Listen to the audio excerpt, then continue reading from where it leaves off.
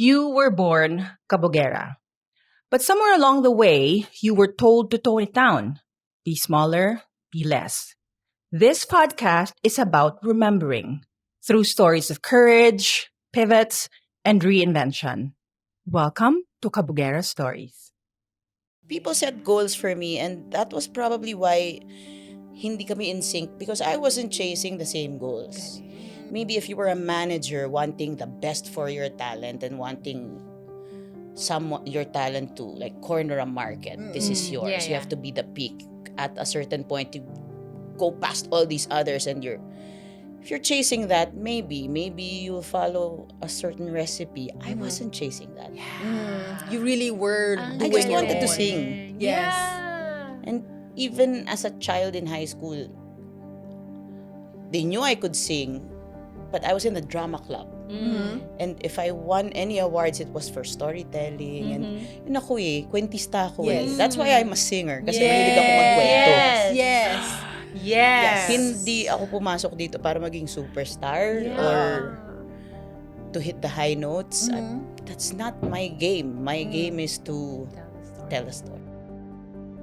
May ini-impose na idea ng kagandahan. Yes. I love, yes. Yung I ganun love this ba? topic, Kasi ako, maski mahal ako ng nanay ko, nung bata ko, tinuturuan niya ako na palagi kong pinutin yung sarili ko para tumangos yung ilong ko. Sabi niya, push the bone, para paglaki mo may bridge ka. Sometimes you're asked, someday ba magpapagawa ka ng ilong? Yung mga ganyan, or wag ka sa araw. Mamaya ka na maglaro kasi may araw pa iitim ka. Yung mga ganyan ba? Na parang, buti hindi ko siya binigyan ng lugar. Yung ganung pag-iisip. Kasi, ilong ng tatay ko to Yeah. Mas mahal na mahal ko tatay ko. Mm-mm. Tapos parang, even if you see na yun yung standard of beauty, kaya mong tanggalin yung marka ng ama mo sa'yo. Hindi Mas matimbang yung Yeah. karga mo yun habang buhay.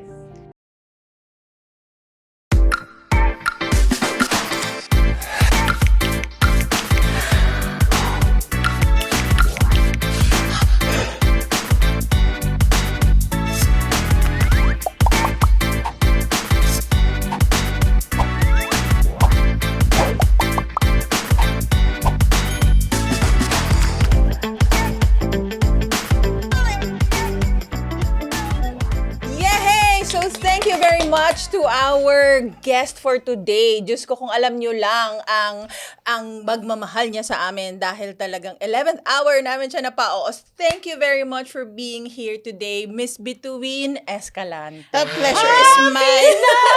The pleasure is mine! Thank you for spending your birthday with us.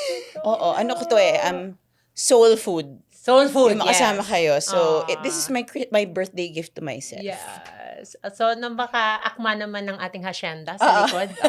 As a soul food. Yes. Yes. So, ang topic natin today is taking up space without apology. On stage, you are known as a very powerful, like really taking up space, very Yes. powerful performer. But behind the applause, outside of the stage, who is Bituin Escalante? I am the child of my father and my mother. Kaya ako natutunang mahalin ang sarili ko dahil mahal ko sila. Yun yung bottom line. Oh, I love that. Oo. And the same, yung meron kang asawa at mga anak na ang lakas ng damang-dama mo yung pagmamahal. Yun I'm defined by the love around me. And my siblings as well. I love that. Because, I think our model of the world bilang life coach, our model of the world, we define it based on what we see. And yun yung model of the world mo kasi alam mo na totoo siya. That Oo. it is actually possible to be loved this way. Aside from that, na totoong mahal ka, alam mo yon, that there's a certainty with that. Ano pa yung mga natutunan mo when you were a child na dala mo hanggang ngayon?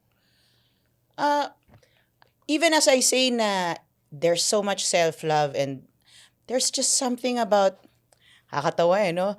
off camera, we're talking about colonialism. Yes. Oo there's just something about growing up in a colonial country na medyo dinadoubt mo yung kung sino ka. Mm-mm. May ini-impose na idea ng kagandahan. Yes. I love, yes. Yung I love ganun this ba? topic, yeah. Kasi ako, maski mahal ako ng nanay ko, nung bata ko, tinuturuan niya ako na palagi kong pinutin yung sarili ko para tumangos yung ilong ko. Sabi niya, push the bone, para paglaki mo may bridge ka. Yung mga ganyan. And sometimes you're asked, someday ba magpapagawa ka ng ilong? Yung mga ganyan. Or wag ka sa araw. Yeah. Mamaya ka na maglaro kasi may araw pa iitim ka. Yung mga ganyan ba? Na parang paglaki ko, buti hindi ko siya Yeah. binigyan ng lugar. Yung ganung pag-iisip. Kasi ilong ng tatay ko to eh. Yeah. Tapos yeah. mahal na mahal ko tatay ko. Mm-mm. Tapos parang, even if you see na yun yung standard of beauty, kaya mong tanggalin yung marka ng ama mo sa'yo. Mm. Hindi eh. Mas matimbang yung Yeah. karga mo yun habang buhay. Yes. Yung kulay ng nanay ko, ito yung sincelebrate ko. Kaya lahat ng ginagawa ko nasa ilalim ng araw. Mm. Kaya madali sa akin yung temperature dito kasi maraming lights. Kasi sanay ako sa araw. Kasi gusto ko yung kulay ng nanay ko. Naggagandahan ako sa kanya habang lumalaki ako na naka-yellow siya. Tapos yung tingkad nung yellow against her very, very dark brown skin. Yung ganun. Buti yun yung naalala ko. How I felt about them. More than yung lesson na wag magpaaraw. Yeah. Magpatangos ka ng ilong. Yeah. There's a strength in embracing yourself. Now, it's so Yeah. common to have, of course, you chase your idea of beauty. You don't want to judge people who have things done. But there's also, it does something to your character to embrace fully who you are. Diba? Yeah. And then I was like about to ask you, because you embrace, and I see that, we feel that in you. But being in the industry that has standards of Yes. how you should look and on stage, how how was that a journey, or how was navigating through that? If someone tells you, while you weigh, I used to weigh 92 pounds to 98 Yeah. when I started in the industry. And I was being told I was fat. You need to lose weight. Did you see yourself on TV today? You really need to lose weight. And I'm so out of touch. I don't get it. I know. Yeah. Kasi I don't plus get 20, sinasabi nila parang malaki ka daw tingnan sa TV, di ba? Oo, May mga malaki. ganun sila. Well, until now, and I do accept na I am big, but there's nothing wrong with being big. Yeah. You can be that. You can be extremely payatots. And that's just descriptive. Payat siya. Ganda niya. Ako, favorite ko, nung payat ako, wala akong boobs. Because I could move. And there's something to be celebrated about any shape you're in. Yeah. Like now that I'm so fat, my husband loves to hold me because I'm so soft. There's so many things. It's not just visual. You have clothes anyway to, Yeah. right? Of course. You have clothes that fall on you well anyway. Yeah. So, Yes. Yeah. for any shape. Yes. So, and it's exciting for a designer to dress any shape. Yeah. Diba? So, why limit there's room for everyone. True. I Does agree. this journey, I'm just curious, does this journey of your acceptance and celebration of who you are, was that deliberate, or was that like, it just finally, is it something that you had chosen since the beginning, or was it something like you would say, no, I would be me and the world will adjust and accept who I am? Was that a specific event that happened, or was it gradual, you standing out as you? I think iba yung direction ng pagsagot ko to your question. I'm going to, because it wasn't even something that occurred to me. Yeah. Everything here is an accident. Everything that you see is an accident because I wasn't chasing anything. Yeah. There weren't goals set. People set goals for me, and that was probably why hindi kami in sync because I wasn't chasing the same goals. Maybe if you were a manager wanting the best for your talent and wanting your talent to like corner a market. This is yours. Yeah, You have to be the peak. At a certain point, you go past all these others, and if you're chasing that, maybe you'll follow a certain recipe. I wasn't chasing that. You really were Ang doing I just your wanted to own. sing. Yes. Yeah. And even as a child in high school, they knew I could sing, but I was in the drama club. Mm. And if I won any awards, it was for storytelling. And yun ako kwentista ako Yes. That's why I'm a singer. Kasi Yes. mahilig ako magkwento. Yes. Yes.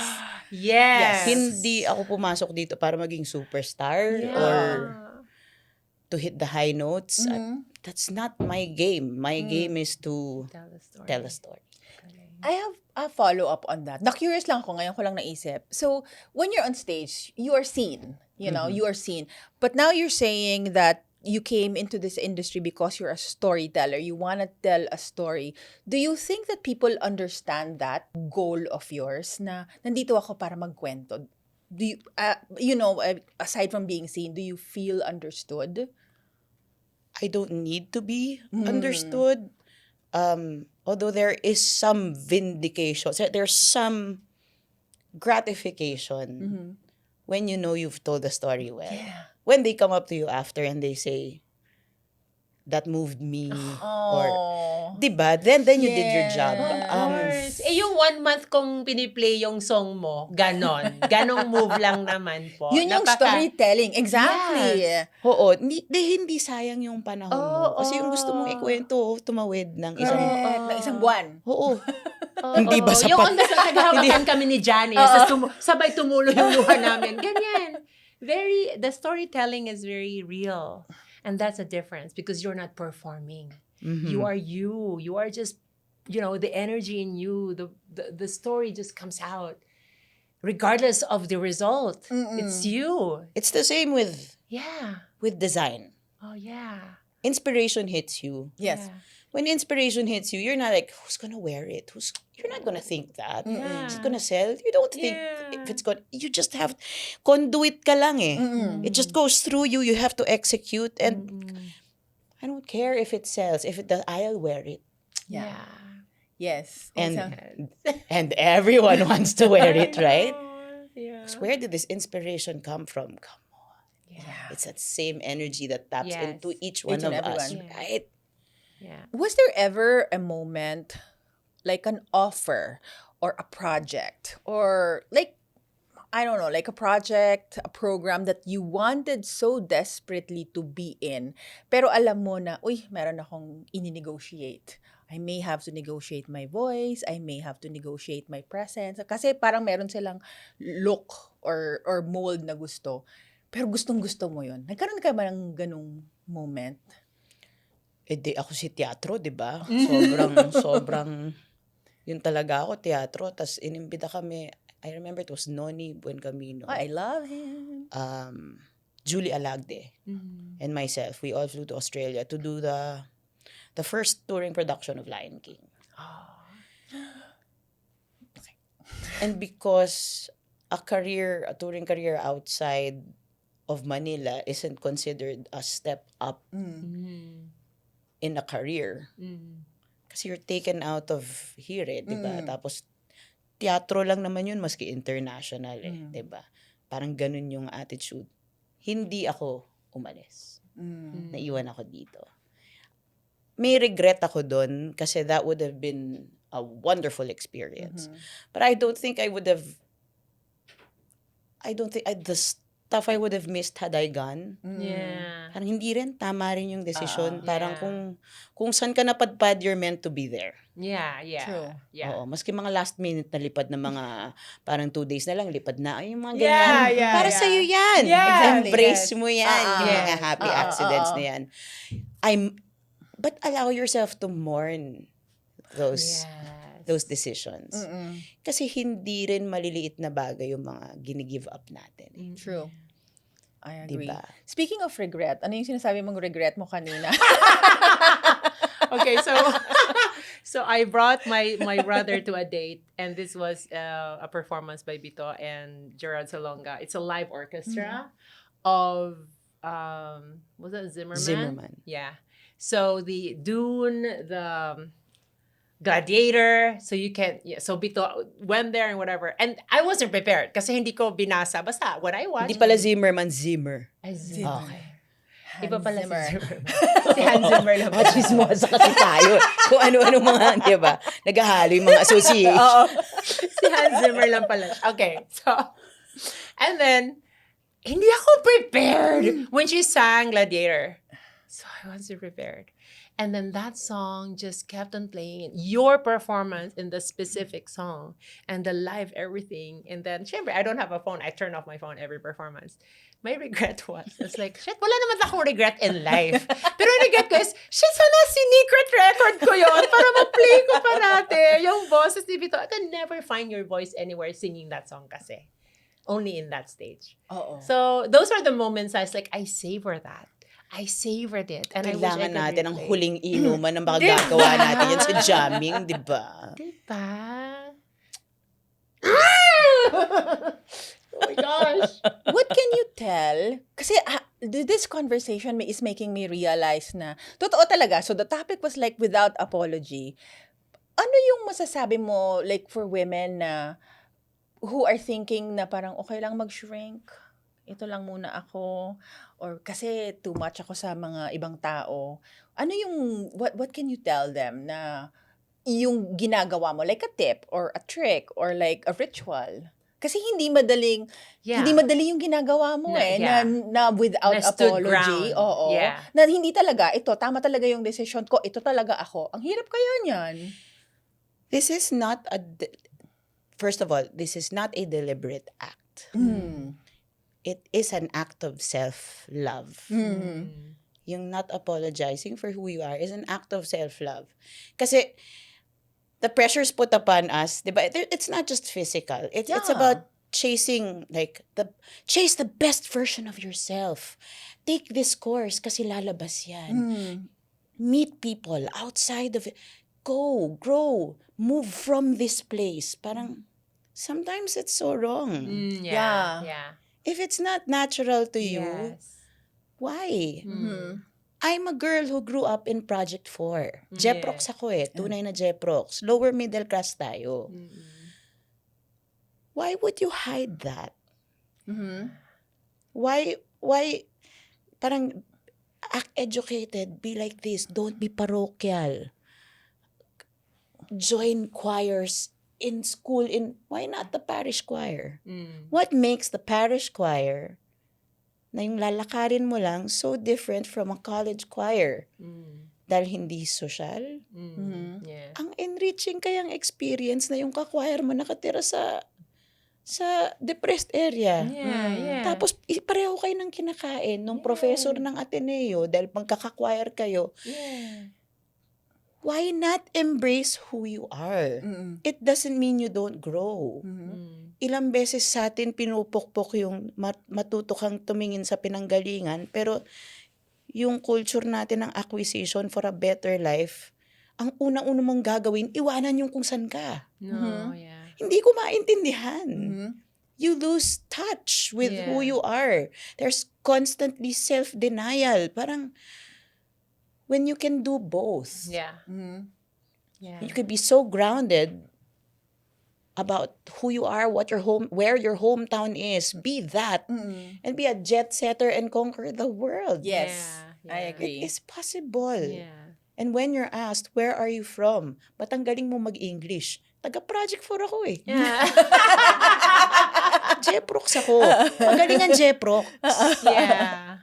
May Sesame Street din naman kami. Ba't ka magaling mag-English? Kasi tatay ko tsaka yung nanay ko walang pakialam na buong araw ako nasa harap ng TV. Yeah. Yeah. Kasi ang daming beses eh, girl ka ba? Girl ka, no? Lumaki ka sa States. Because I'm free? Kasi parang iba yung liberated yung... Liberated ka. You know why I'm liberated? Kasi kalaro ko, mga squatter. Oh, yeah. Yeah. And they're free with their bodies. Yeah. So parang girl, black na black ka.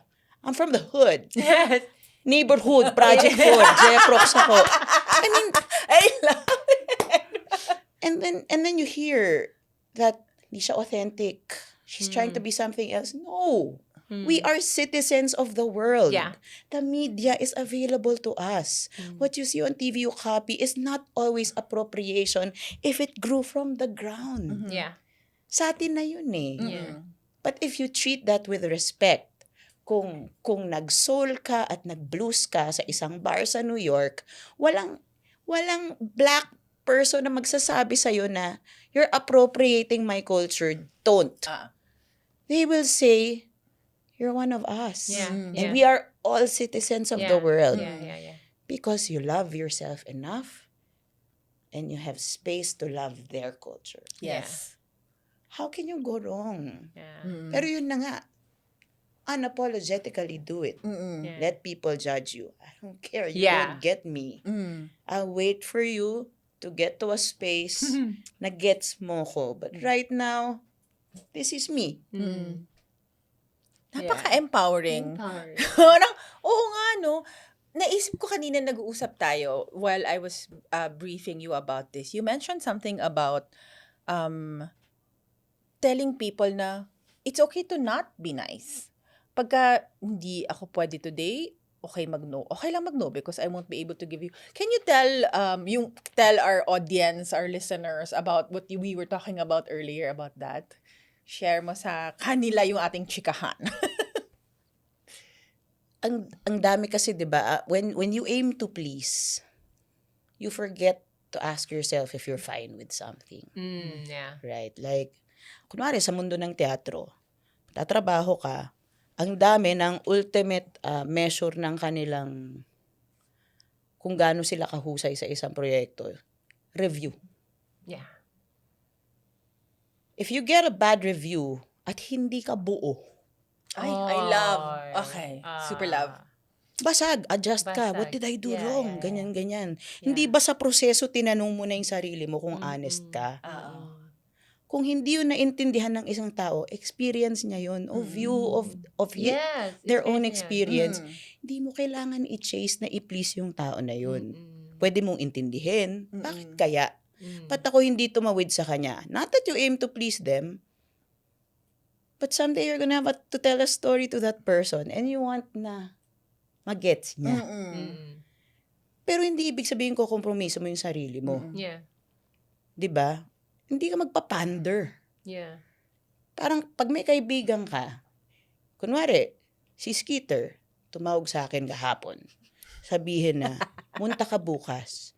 Kung hindi ko ikaliligayang pumunta dito, hindi ko gagawin. Ba't ko sa'yo bibigay yung oras ko kung hindi buo yung loob ko? Yeah. I have to be 100% sa sarili ko bago ko mabigay yung sarili ko ng Yes. buong buo. Yes. True. 'Di ba? Otherwise, I would be here and we wouldn't have a good conversation kasi wala akong gana. Diba? Yung ganun. Wala eh. Kasi wala ka dito. You won't actually be present, di ba? Diba? Eh, Oo oo. eh. Nandito ka nga physically, pero yung utak mo kung saan-saan pupunta. Wag na lang. Yeah. Wag na. Actually, sa listeners and viewers po natin, napakahirap po para sa akin maging host ngayon kasi na-amaze ako. Nakikinig lang ako sa kanya, hindi ko na alam ang tatanong ko kasi parang, shucks, ang galing-galing. Parang I'm so into this conversation na wala na po ako sa script.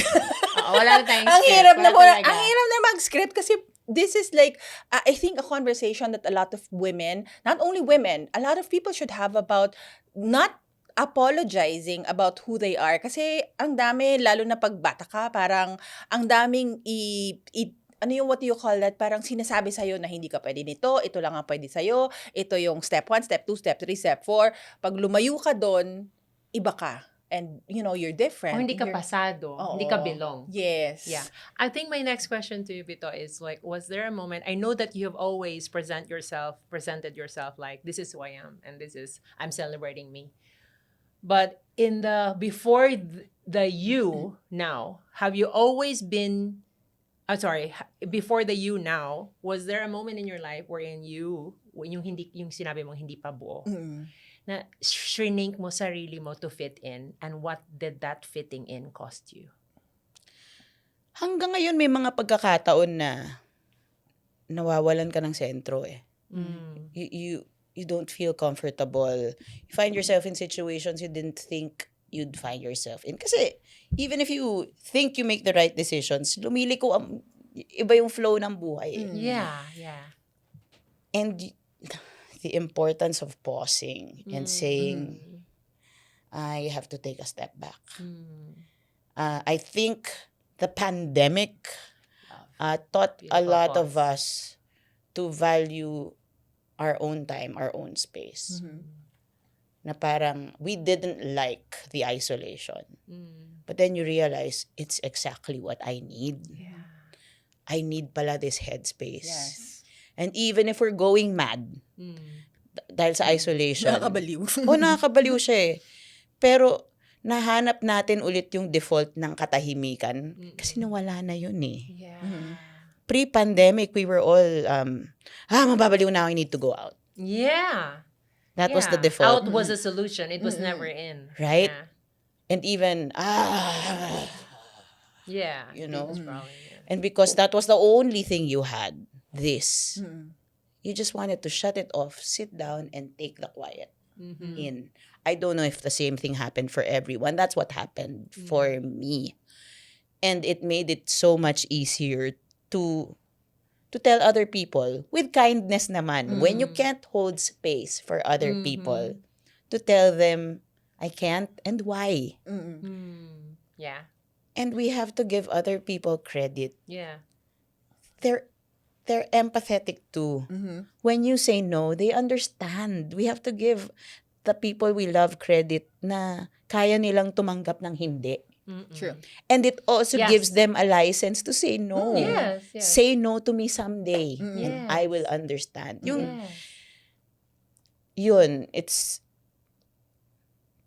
love talaga eh. Yeah. The bottom line is Yes, love eh. yes, oo. Kung alam mo na yun yung pinanggagalingan naman ng lahat ng ginagawa mo. Trust it. Ito nga, kakatawa Facebook ko eh. Usually, every year naririndi ako sa happy birthday. Drain na naman yung battery ko. Alam mo yung gano'n, sa totoo lang. Tapos parang, I think 2 years ago, I told someone, guys, if you love me, Wag na. wag mo na kasi hindi mo kaya. Kasi you have to check. You have to check every Notifications, message that comes yes. in. And you have to, Like it at least. oo, kasi investment din sa'yo ng tao yung bumati eh. Yeah. But if I'm being honest, Yeah. and if we're all being honest, Yeah. on our birthdays, no matter how much we love getting the greetings and the love, medyo ka, The notifications are like non-stop. oo, tapos patay na yung phone mo, wala na, di ba? It's parang, sabi ko, guys, if you love me, I know you love me anyway. Yeah. Hindi na ako batiin. Yeah. Okay lang ako. Or yung totoo, pag nakita mo ako, mag-aakapan pa tayo. Yung ganun ba? Yung,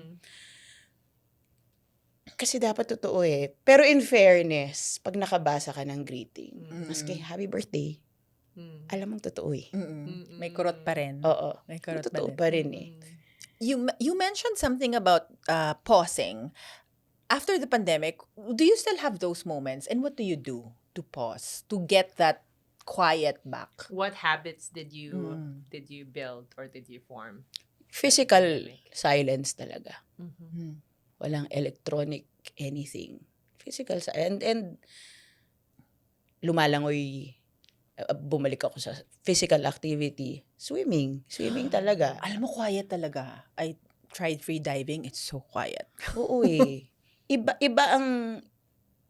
yung noise ng energy ng katawan na hindi expended. So with Kalila, I was with my sister during the pandemic. We would garden. And because she had a pool, no one would clean her. We would do it physically and we were stupid about it. So mahirap. Kasi mali. Yung hindi namin alam. Tapos yung sugat-sugat kami kasi yung mga chemicals, lalagay namin, tapos gaganyan kami, tapos bawal pala, nagsusugat ka pa. Ganon. Silly. Pero yun, ang sarap. Expended energy talaga. Walang, ayan, ngayon, tennis na ako. Kasi sport di mano. So parang, inggit na ako. Sige na nga. Sarap maging bobo minsan eh. I love that. Di ba? Minsan naman, pumasok ka ng kwarto, tas ikaw yung hindi magaling, di ba? Yeah. Ang naloob. Alam mo, I love those moments when you try. When you said, ang sarap paging bobo minsan because you're actually giving yourself time and reason to fall in love again. Kasi bago sa'yo eh. Tapos Bago parang sa'yo. yung moment na, No, and ay, also- ano ba yun? Parang, ay, shit, pwede ko ba itong i-love? And also to relax because you're not being judged. You're not Mm. being graded. You're not, you know, Kasi that bago space that allows you to Oo. relax. Although may ganyan mga ibang player doon na nakatense, alam mo, ginajudge ka, pero Bakit ba? di tawa na lang tayo. Yung pag ganun mo, Bakit ba? wow, shung, tapos lumusot. Butas yung racket. Parang, ah! Ayun, ewan ko. I love. Oo, pwede naman. Yeah. I love that. I love those spaces. I am keeping a group of friends na ang role ko dyan ay ibobo lang talaga. Oo, That's tsaka, yung manghang-mangha sila sa akin pero bobo talaga ako dun sa group na yon. diba, tsaka ang I hirap love naman that kung group. alam mo lahat ng sagot. Oo. Talaga ba? No. Parang hindi ka panipaniwala yon. Isa pa yun eh. Pwede namang hindi mo alam lahat ng Oo sagot. nga. Sino ba nagsabi? Diba, na yun yung pinaka- Pinakatangahan ka lang. diba? Nakaka-relax sa Without lahat. being nakaka-relax. Diba? Yeah. Tsaka it's okay. It's okay to say to other people that you don't know the answer. Bakit ka magmamaganda at magpipilit na alam mo yung sagot? Paano kung mali? Yeah. Tama. Tapos, niredirect po yung mga tao kasi sobrang naniniwala ka sa sinasabi mo tapos mali pala. Oo, wala ka ng headroom, wala ka ng, oo. Yeah, so this conversation sobrang ganda niya, but you know, we only have limited time. So at this point in your life, talking about taking space without apology, ano yung masasabi mo na parang you're what you're doing, not as a performer, but as a woman, to exercise itong taking space without apology? Ano yung number one mo na ginagawa to keep on doing this? First of all, no, when you read something like taking space without apology, that's not a prideful place to be not apologetic about something. 'Di ba? We might make the mistake na parang I'm not saying sorry. 'Di ba yung ganun? It's funny, my dad's favorite line is love is never having to say you're sorry because the intent is seen that you actually don't have to apologize. So when you see you take space without apology, it's because it's so evident in your actions, in what you give. Nagaling yan lahat sa pagmamahal. Love, we go back. 'Di ba? So when you make your mistakes, it's nothing to be apologetic for. You even enjoy your mistakes. 'Di ba? You treat every mistake like a learning curve. Yeah. My worst mistakes are with my kids because who knows how to raise kids, right? Who knows? We all make mistakes. We're all navigating emotions. Ang hirap niyan. Ito yung pinaka-importanteng bagay sa akin, yung mga anak ko tsaka yung asawa ko. Yung relationships, dun ko talaga nakikita yung imperfection natin, tsaka yung kailangan talaga galing sa pagmamahal. Kasi pag may masakit na nangyari, nagkasakitan kayo, ang daling ayusin kapag umupo kayo tapos alam mo naman kung ba't nangyari yun, di ba? Kasi it's only because I love you and I don't want you to grow up into something we, di ba? Yung pagkita yun, ang dali eh. Hindi nagtatagal yung mga alitan kasi alam mo kung saan galing. Yeah. Ganun. Sana! Ito na naman, di ba? You never know, right? Yeah, you'll never know. But yun ang palagi kong binabalikan. Out of love naman yun di ba? Tama lang. And never doubt second guessing yourself as well. Yes. Kasi wala hindi mo alam kung ba't ka naggagawa ng desisyon sa panahon na yun. May nangyari ba sa'yo? May- So give yourself grace also. Oo. I love grace it. I in- love it. If I may ask, in your evolution of your age, and if I could put it into decades, which decade is your favorite in your teens, early 20s, your 30s, or your 40s? Which one is your most favorite version of you? Gosh, on my last year of this decade, I love my 40s. I really love this age. But How I is would that? but I would like to think I owe it to the other decades back. Mhm. What makes your 40s the most thrilling, loving version of you? I got ha ha ha. Ha, naiiyak ako. In my 40s, I got to take care of my father. I watched him cross over. I was there the entire time. And in that time, I shared that experience with my siblings. They were there also. It tested our relationships. But we're here, we're strong. My kids are better for it, having gone through that.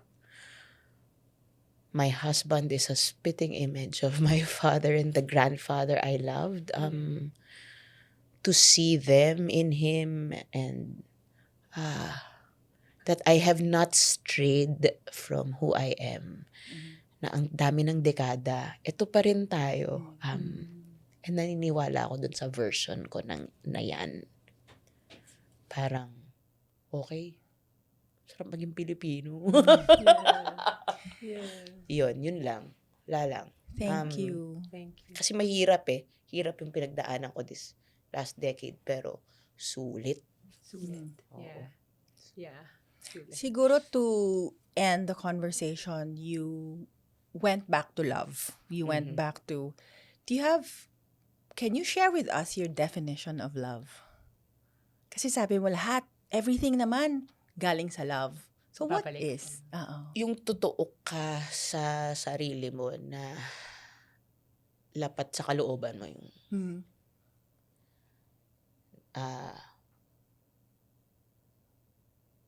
yung true north ang love. Tapos maski mahal ko talaga tatay ko eh. Mahal na mahal ko tatay ko eh. Tapos eto ang daming deaths, good friends, ang dami. Tapos parang I feel so rudderless, wala na sila, blah blah blah. Tell yourself. Pero hindi eh. The memory and everything they gave to you is there. Yes. Forever. And you can always reset and go back to that feeling. When your father loved you, how did that make you feel? When you knew you were giving the best you had to your kids, how does that make you feel? Return to that, whether it's work, whether it's a business decision, work decision. Go back to that. How does a decision make you feel? Even if it's just going out tonight. You're going out tonight and you have this and this and this. How does it make you feel? Tama yung loob ko. Tama yung pakiramdam. Yeah. Gagawin ko. Yeah. Okay. I think, thank you. Grabe, Thank you. Healing Oo nga. session pala to. Thank you for Almost being such a- vulnerable. Thank you for sharing your soul. Thank you for sharing yourself with not just to us, to people who will listen, who will view this episode with us. To think that today is your birthday, it means Yes. so much more to us. For Such a you to huge be gift this to have you. to us. Maraming salamat. Like Bituin said, taking up space without apology. That's the topic. That's the conversation. But everything falls back to love. Everything goes back to love. So beyond that, beyond yung sinasabi natin na taking up space, you have to be yourself. At the end of it all, it's really all about love. So thank you, everyone. Thank you for watching this episode with Miss Bituin Escalante. So see you guys again in our next episode of Kabogera Stories. Hi! Thank you, Kabogeras. You're so Kabogera. Mama Kapugera, ganda ko'y irarapa. If something in this episode felt familiar, good. It means you're remembered. You are a Kabugera. See you in the next episode. Ang tunay kong ganda sa lahat.